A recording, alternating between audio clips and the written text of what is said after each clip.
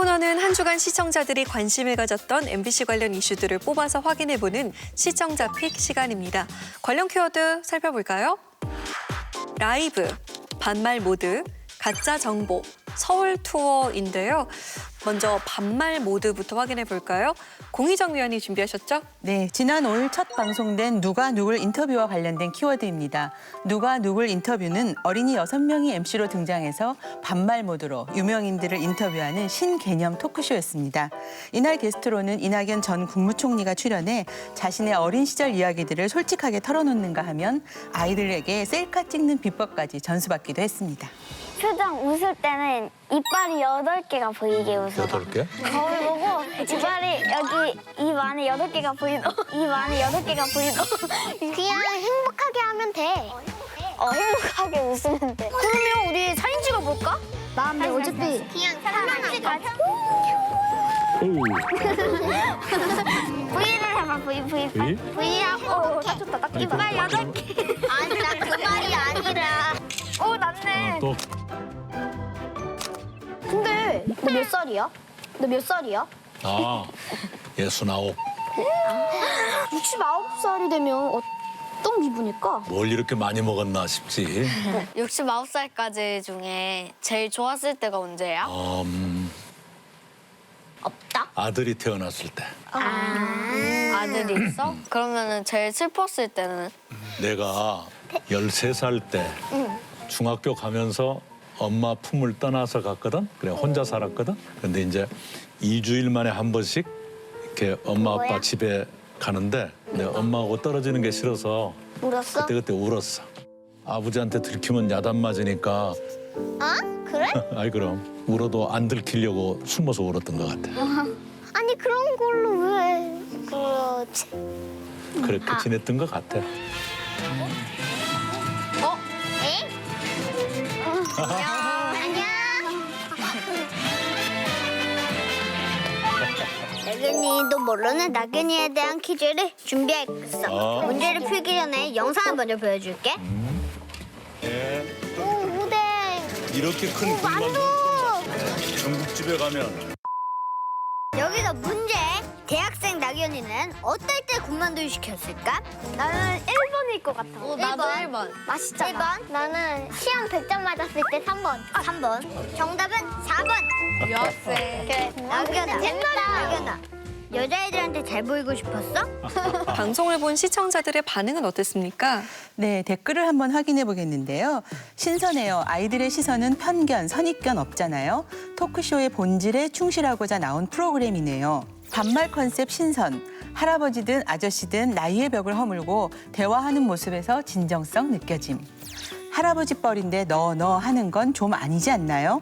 반말은 컨셉이라고 해도 호칭은 제대로 해줬으면 이렇게 불편하진 않았을 텐데. 신선한 기획이라는 평과 함께 토크의 진정성을 느낄 수 있었다는 반응도 있었지만 반말 콘셉트이 보기 불편했다는 의견도 있었습니다. 반말 콘셉트에 대해서 다양한 의견들이 존재하는데요. 위원들은 누가 누굴 인터뷰 어떻게 보셨어요? 이게 2회분 4명의 게스트가 출연하는 파일럿 프로그램이었잖아요.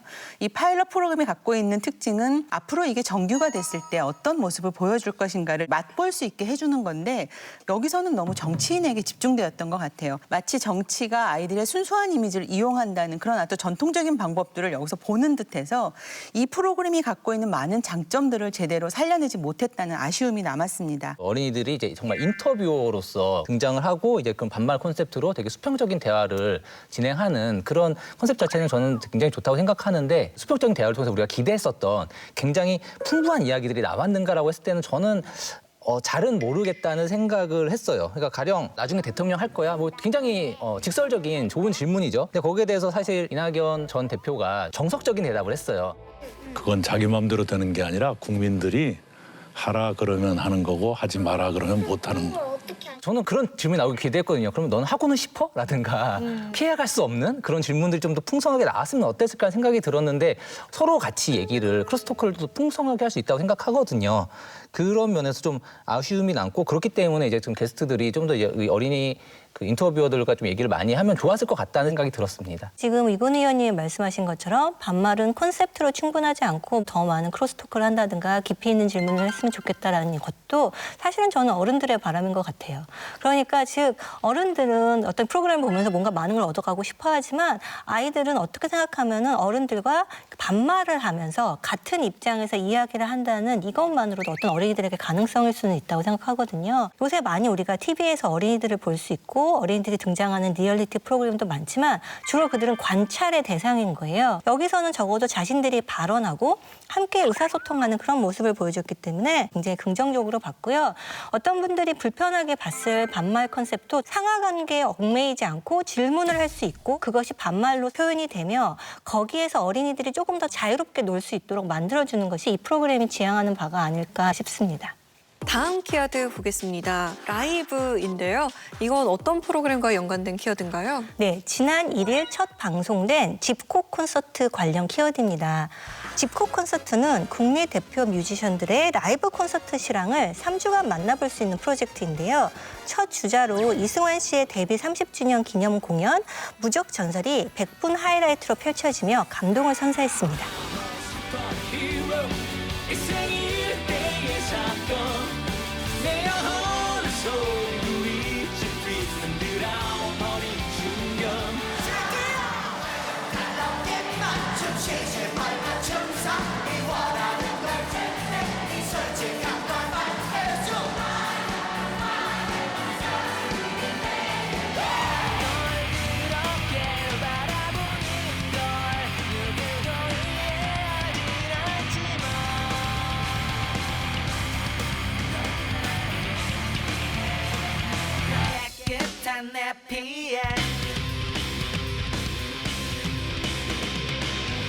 이승환 씨에 이어서 잔나비, 서태지 씨의 공연들을 안방 1열에서 즐길 수 있었던 기획이었는데 집콕 콘서트에 대한 시청자들의 반응은 어땠어요? 네, 댓글 준비했습니다. 제 생일에 갔던 승환님 공연 다시 만날 수 있어 그때 그 감동 생각도 나고 너무 좋았어요. 저 어마어마한 사람들 공연을 티켓팅 안 하고 집에서 볼 수 있다고요? MBC 기획력 칭찬해. 라인업이 역대급. 코로나 시대에 진짜 공연에 목말랐어요. 집콕 콘서트 최고. 새봄과 함께 만나는 전설들이라니.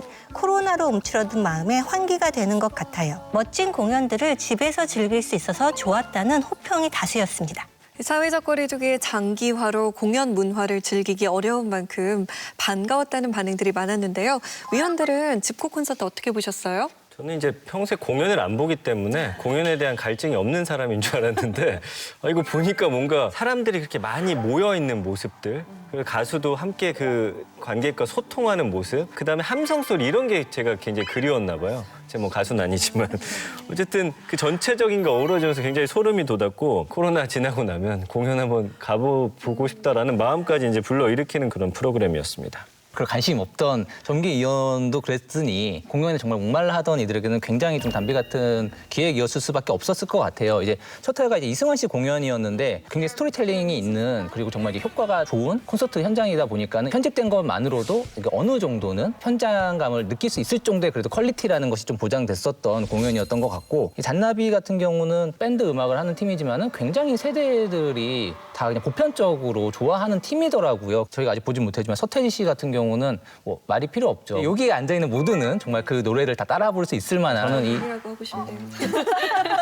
라고 말씀하고 싶으시겠지만 그런 아티스트이기 때문에 이 세 라인업 자체가 저는 어떤 세대들의 보편성이나 이런 걸 따졌을 때도 상당히 괜찮은 그리고 퀄리티까지 생각했을 때 좋은 라인업이었다고 생각을 하고 이제 조금 아쉬웠던 거는 이승환 씨 콘서트를 보면은 결국 이제 저희 세대는 기다리는 건 하나거든요. 아, 세상에 뿌려진 사람만큼은 언제 부를까 이건데 이제 그게 나올 때쯤 되면 한 12시가 다 돼서 따라 부르지 못했어요. 콘서트의 묘미는 또 떼창인데 그걸 함께 하지 못했다는 안타까움이 조금 있었다 정도로 이야기하고 싶습니다. 요즘 이 평일 밤 시간대, 특히 9시에서 한 12시 사이에 그 편성에 대해서 저는 집콕 콘서트가 굉장히 또 의미 있는 한 획을 그었다는 생각도 드는데요. 보통 이 시간대가 우리가 드라마 블럭이었잖아요. 이 드라마 블럭이 무너지면서 때로는 스페셜이라는 이름으로 재방송을 그 시간에 하는 경우도 있어요. 그래서 그러다 보니까 시청자 입장에서는 굉장히 편성이 흔들리고 있고 내가 지금 지상파를 보나 비지상파를 보나 이런 생각이 들기도 하거든요. 그런 면에서는 이렇게 대중성과 또 만족도가 높은 컨텐츠들을 수급해서 이 시간에 그 편성하는 것은 굉장히 다양한 프로그램을 좀 안정적으로 볼 수 있다는 그런 장점도 있는 것 같고요. 좀 아쉬웠던 점은 이 콘서트에 대한 정보가 너무 없었어요. 공연명이라든지 아니면 이 공연이 언제 했던 건지 짧게 프로그램 앞에 붙여주었더라면 공연에 대해서 잘 모르는 사람들도 훨씬 더 이해를 하면서 볼 수 있지 않았을까 그런 생각이 좀 들었습니다. 일단 저는 프로그램 자체는 정말 좋았다고 생각을 해요. 공연이 허락되었던 일상의 기쁨이 있었던 시절을 회상해보는 그런 기회도 되어서 좋았다고 생각은 하는데요. 사실 이것은 어떤 일종의 편성의 장점인데 기획으로서 뭐 장점이 있었냐고 한다면 사실은 좀 애매하게 느껴지는 점이 있어요. 왜냐하면 뭐 이전 공연 영상을 재편집해서 방영한 거기 때문에 사실은 공연 DVD 틀어서 보는 거랑 똑같죠. 어떤 기획이라고 생각을 하면 우리가 아까 공 의원님이 말씀하신 것처럼 뭐 공연 정보를 이렇게 보여준다거나 혹은 당시 참여했던 사람들의 코멘터리 같은 것 이런 것들을 함께 만들어서 어떤 프로그래머 할 수 있지 않을까라는 생각은 좀 해봤습니다. 근데 다만 저는 이런 공연을 보여주는 프로그램 자체가 확대 기획되어야 된다고 생각은 하는데요. 이런 라이브 공연이라는 게 모두에게 열려 있는 것은 아니에요. 실제로 코로나 이전이라고 해도 갈 수 없는 사람들은 많거든요. 공연이라는 게 주로 대도시 위주로 일어나고 계층에 따라서 그 티켓 값이 부담이 되는 사람들도 있기 때문에 이런 프로그램을 정교화한다면 그동안 공연에 소외됐던 계층들에게 실제로 그 공연을 즐길 수 있는 기회도 되지 않을까라는 생각입니다. 네, 대면 공연 못지않은 큰 감동을 전한 집콕 콘서트. 문화생활을 비대면으로 즐길 수 있는 기획들이 앞으로 더 많아지길 기대해 봅니다. 다음 키워드입니다. 가짜 정보인데요. 이번 키워드는 위근우 위원이 준비하셨죠? 예, 지난 3일 방송된 뉴스데스크 관련 키워드입니다. 이날 방송에서는 백신 관련 허위 정보 문제를 보도하기에 앞서 가짜 뉴스라는 표현에 대해서 살펴봤는데요. 주로 개인 방송이나 온라인 게시판을 통해서 유포되고 있는 사실과 다른 혹은 의도적으로 조작한 정보를 흔히 가짜 뉴스라고 표현해 왔습니다. MBC는 이 뉴스라는 표현이 오히려 거짓 정보의 가치를 더해줄 수도 있다. 이런 판단에 따라서 오늘부터는 가짜 정보, 허위 정보라고 고쳐서 사용하기로 했습니다. 뉴스라는 표현이 거짓 정보에 가치를 더해줄 수 있다는 판단에 따라 이제부터 가짜 정보로 고쳐 사용하겠다는 결정을 전하면서 눈길을 모았습니다. 흔히 쓰이던 용어에 대한 새로운 의견을 제시한 이날 보도 위원들 어떻게 보셨어요? 굉장히 긍정적인 그런 결정이 아닌가 싶어요. 거짓 정보에 실리는 어떤 가치를 우려하는 그 언론으로서의 결심도 느껴지고 유럽에서도 이 허위 정보라고 표현하자라는 그런 움직임들이 있었다고 하니까 이건 올바른 방향으로 가는 건 맞는 것 같은데 다만 이미 이제 사람들에게는 가짜뉴스로 너무나 깊이 인식이 되어버린 상황이어서 이 표현을 뉴스데스크만의 노력으로 과연 바꿀 수 있을까라는 좀 한계가 있지 않나라는 생각이 들었어요. 그래서 이거를 좀 함께 바꿔나가자라는 좀 캠페인처럼 좀 다른 지상파 방송국들과 협력을 해서라든지 키워나가면 어떨까라는 생각이 들었습니다. 가짜 뉴스라는 단어를 만약에 없애버린다고 한다면 사실 뉴스의 포맷으로 전달되는 허위 정보에 대한 판단이 약간 불가하게 되는 경우가 있습니다. 요새는 뭐 인스타그램에 누가 이런 표현 뭐 이렇게 쓰고 거기에 대한 댓글 반응 이런 것들을 보도하는 뉴스라는 것이 너무 많은 거죠. 사실 이런 것들은 뉴스지만 뉴스라고 말할 수 있는가라는 부분이 있기 때문에 어떤 가짜 뉴스의 개념에 대해서는 조금 더 세밀한 논의가 있어야 될 것 같습니다. 가짜 뉴스라고 하는 것들이 굉장히 다양해요. 박현주 의원님도 말씀해 주셨지만은 우리가 그렇게 생각했다는 게 아니라 그 사람이 그렇게 말했다는 걸 전달했을 뿐이다라는 식으로 이제 그런 무책임하게 정보를 유통한다든가 아니면은 가령 이날 이제 뉴스데스크 보도에서는 단순히 허위 정보를 그냥 전파하는 수준이 아니라 기사에서 이렇게 했다더라라고 아예 합성을 한 거예요. 한 인터넷 동호회 사이트에 올라온 접종 거부 시 긴급 체포라는 제목의 기사.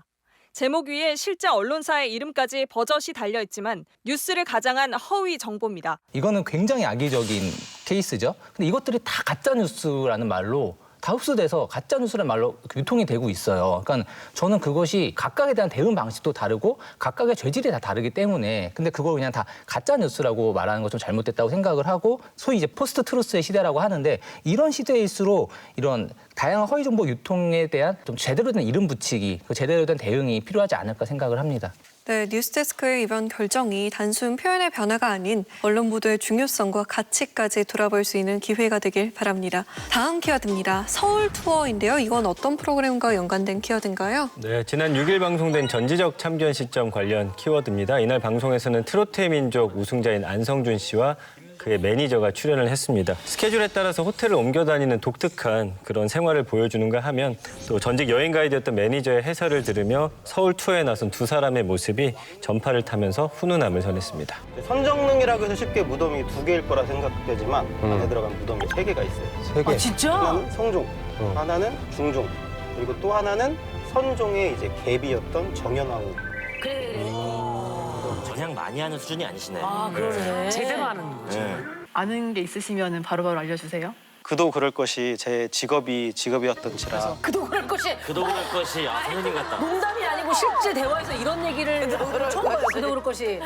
궁금해하니까 제가 아는 내용이 있으면 말하고 싶어서 약간 간질간질하죠. 다 왔네. 네, 다 도착했습니다. 안녕하세요. 삼성역에 있었어요. 아, 이제 근처로 잡으셨구나. 네, 삼성역 쪽에 잡아가지고 삼성역 좋더라고요. 근데 거기는 비싸죠? 집 구하려면. 저도 이제 여기서 자취를 거의 20년 넘게 오. 하고 지금도 여기 살아요? 지금도 여기 살아요. 지금 거기 선정릉 쪽에 살거든요. 그거잖아요. 왕의 무덤. 어떻게 하세요? 오, 어떻게 알아요? 바로 써먹어야 돼. 그래야 외워져. 그래, 아니죠. 말하면서 외우는 거 말하면서. 몇 개 있는지 알아요? 무덤이? 몇 개 있어요? 모르죠? 몰라요. 무덤 3개 있어요. 아니, 대박이다. 저보다 모르시네. 한번 오늘 끝나고 가봐야 되나? 선정릉 한번 가봐야 되나? 형 또 MBC가 다 와가네요. 형 우리 지난번에 했던 것처럼 또 이렇게 팬들 기다리는 사람들 있으면 형 이렇게 또 손 흔들어 주세요. 안녕하세요. 이때 난리 났었죠. 손 흔들어 주세요. 야, 그 나무도 몰랐잖아. 민망해. 아니에요 형. 그때는 형이 이제 활동을 막 시작하는 단계였고 지금은 이제 막 형 이제 복면가왕도 나왔지 라디오스타도 찍었지 지금 아무나 나갈 수 없는 이 또 전참시까지 다 아니야, 찍고 있는데 분명히 모를 거야. 형 딱 나가면은 또 아시는 팬들이 있지 않을까요? 좀 자신감을 갖는 모습을 좀 심어주면 좋을 것 같아가지고 창문을 내리면서 형 인사해봐 이렇게 한 거죠. 자 누구 드디어 뭐야? 뭐야? 형 팬들인가 본데요? 인사하고 가자. 네 당연하죠. 개구해. 안녕하세요. 안녕하세요. 안 추우세요? 어떡해. 아침부터 홍각쟁이 춤이 이거.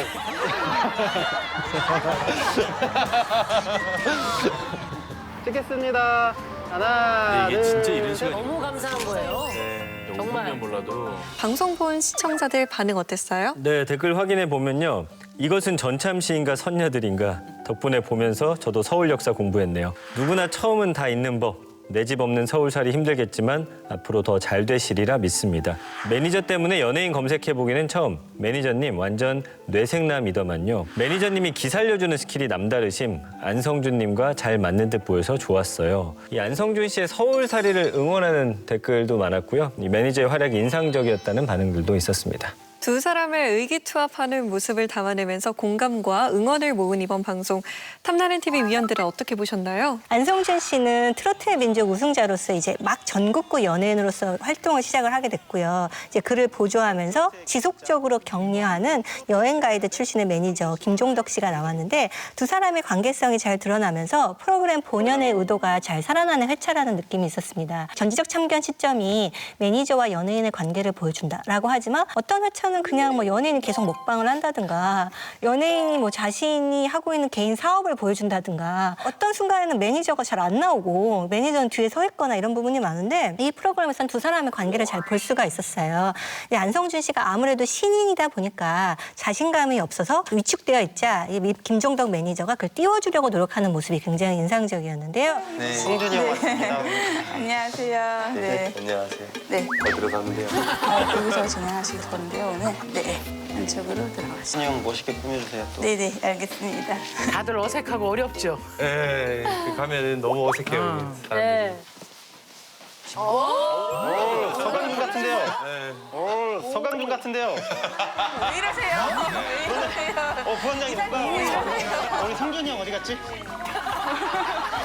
좀 자신감을 매니저는 연예인의 일을 봐주는 것뿐만 아니라 감정적인 지지를 더해주는 사람이구나라는 어떤 그의 역할을 다시 생각해보게 됐고요. 거기에 더해 이제 안성준 씨와 매니저가 서울 투어를 하는 장면이 나왔어요. 근데 이게 사실은 전지적 참견 시점 자체가 아무래도 방송국 위주로 촬영이 이루어지다 보니까 서울이 많이 나오게 되는데요. 우리가 서울 중심의 프로그램을 보게 되면 서울 질이나 서울에 대한 것을 너무 당연하게 여기는 그런 어떤 시점들이 있어요. 예를 들어서 매니저와 연예인이 이동을 하는데 뭐 강남에서 방송국까지는 멀잖아요. 이렇게 나오는데 어떤 분들은 모를 수도 있잖아요. 이렇게 서울에 대한 여러 가지 모습을 얘기함으로써 사실 서울이 모든 사람에게 익숙한 것이 아니고 어떤 사람들에게는 굉장히 새로운 공간일 수도 있다는 것을 다시 한번 확인할 수 있게 됐고요. 국회의사당이라든가 장충동이라든가 족발의 역사 같은 것도 저도 새롭게 알게 됐습니다. 소위 말하는 투머치 토커이면서 여행 가이드로서 선녀들 보는 것 같다는 얘기도 있었지만은 근데 그걸 주는 것도 좀 불편하지 않은 게 왜냐하면은 서울 사람들도 모르는 정보니까 뭔가 이제 그 서울 살지 않는 사람에게 뭔가 한 수 가르쳐주는 느낌이 아니라 정말 이렇게 그 피가 되고 살이 되는 지식을 가르쳐주는 느낌이었고 그래서 이거를 안성준 씨가 다시 서울 토박이들한테 왕릉에 이거 뭐 누가 몇 명 있는지 아세요? 그런 질문하는 것들이 둘이 만들어낸 어떤 관계성의 재미였다고 생각을 했어요. 그래서 정말 김종덕 매니저도 굉장히 캐릭터가 재밌었지만은 이 두 사람의 캐릭터의 관계성이 또 그 시너지를 주지 않았나 싶습니다. 이번 편은 이제 다 말씀하셨지만 이 안성준 씨의 어떤 연예계 입문기이자 서울 생활 적응기였던 것 같아요. 특히나 안성준 씨랑 이 매니저 김종덕 씨는 어떤 운명 공동체 같은 관계잖아요. 특히 이제 그런 관계를 잘 보여준 것이 저는 이제 낙산 성곽길 산책할 때인 것 같아요. 성곽 앞에 이렇게 또 마을이 이렇게 있고 이쪽에도 집이 있고 이쪽에도 집이 있는데 내 집 어디냐고. 머릿속에 온통 집 생각뿐이군요. 내 집 빼고 다 있네. 올라가니까 서울이 다 보이더라고요. 전 아파트에 살아야 되는데. 잘 돼서 서울에 형 집도 생기고 형 잘 되면 제 집도 생기고 꼭 이뤘으면 좋겠네. 꼭 이러실 겁니다. 이제 그러면서 두 사람의 그 공동체적인 파트너십이 굉장히 잘 보여졌는데 사실은 안성준 씨를 잘 모르거나 뭐 별반 어떤 호감이나 불호감이 없는 일반 시청자들도 아, 저 사람이 좀 잘 됐으면 좋겠다 하는 괜한 짠한 응원심 뭐 이런 것들을 충분히 자극했던 점들도 있고요. 그런 부분에서 굉장히 평범한 하루였지만 이렇게 시작하는 두 사람에게 무한한 응원을 보내고 싶은 마음이 들게 해줬던 그런 재미있는 시간이었다는 생각이 들었습니다. 앞으로도 다양한 스타와 매니저의 관계를 통해서 전참시만의 재미 만나볼 수 있기를 기대하겠습니다.